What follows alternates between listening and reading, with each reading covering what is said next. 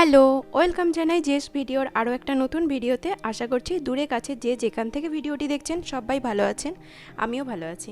আজকে আমি আপনাদের সাথে শেয়ার করব কুমড়োর ডাঁটা দিয়ে ডালের রেসিপি, মুসুর ডাল।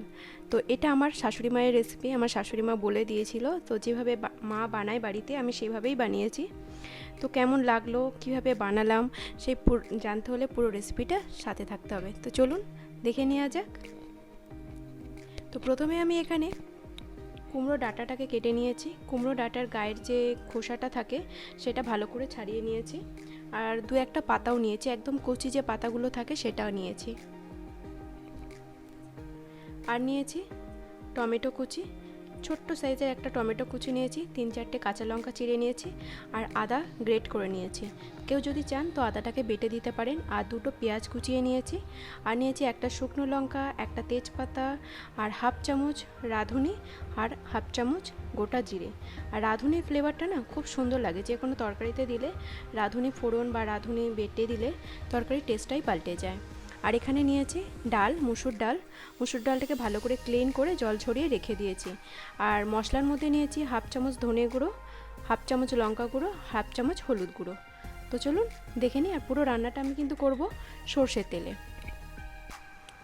এই পর্যন্ত ভিডিওটির সাথে যারা আছেন প্লিজ একটা লাইক দিয়ে দেবেন। আপনার একটা লাইক আমার ভিডিওটিকে অনেক অনেক বন্ধুর কাছে পাঠিয়ে দেবে, আর আমার অনেকটা উপকার হবে। তো প্লিজ একটা লাইক করে দেবেন, যদি অনেক বেশি ভালো লেগে থাকে একটা সাবস্ক্রাইব করে পাশে থেকে যাবেন, একটা শেয়ার দিয়ে দেবেন।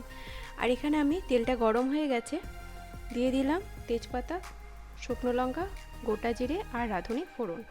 ফোড়নটা দিয়ে ভালো করে একটু ভাজা ভাজা করে নেব, যাতে ফোড়নের যে কাঁচা ফ্লেভারটা সেটা চলে যায়।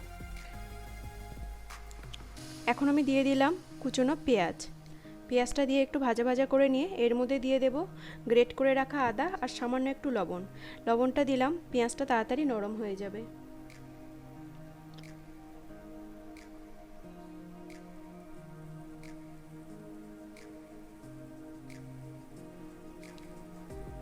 এখন এর মধ্যে দিয়ে দেব আগে থেকে কেটে রাখা কুমড়োর ডাঁটা আর কুমড়োর পাতাটা। দিয়ে একটু নাড়াচাড়া করে নিয়ে এর মধ্যে দিয়ে দেব জল ছড়িয়ে রাখা মুসুর ডালটা।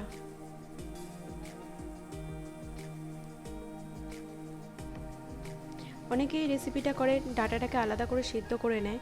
সেক্ষেত্রে কি হয়, ডাঁটার মধ্যে যে ক্যালসিয়ামটা থাকে বা ভিটামিনসটা থাকে সেটা কি হয় জলের সাথে বেরিয়ে যায়।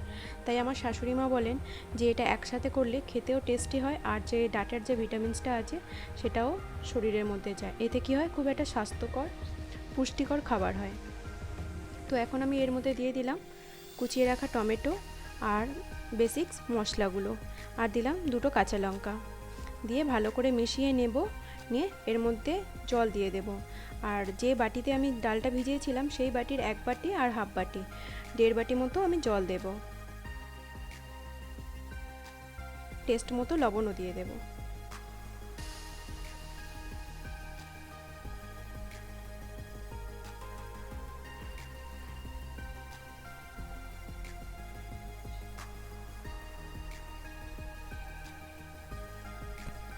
এখানে জলটা ফুটে গেছে, আমি ঢাকা দিয়ে এটা কুক হতে দেব 15 থেকে 20 মিনিট মতো। মিডিয়াম আছে এটা কুক করে নেব।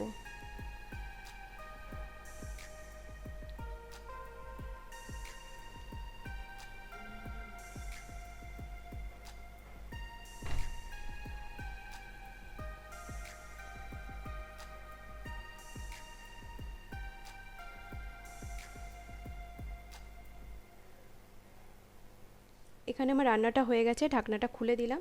আমি যেরকমই চেয়েছিলাম, ডালটা খুব একটা বেশি ঝোল হবে না আর একটু মাখা মাখা হবে, তো সেইভাবেই হয়ে গেছে। ডালটা প্লিজ বাড়িতে একবার ট্রাই করো, আশা করছি ভালো লাগবে। যদি ভালো লাগে চ্যানেলটাকে লাইক করবেন, একটা সাবস্ক্রাইব করে পাশে থেকে যাবেন। আবার দেখা হবে নেক্সট ভিডিওতে। ততক্ষণ ভালো থাকবেন, সুস্থ থাকবেন, ফ্যামিলির প্রতি খেয়াল রাখবেন।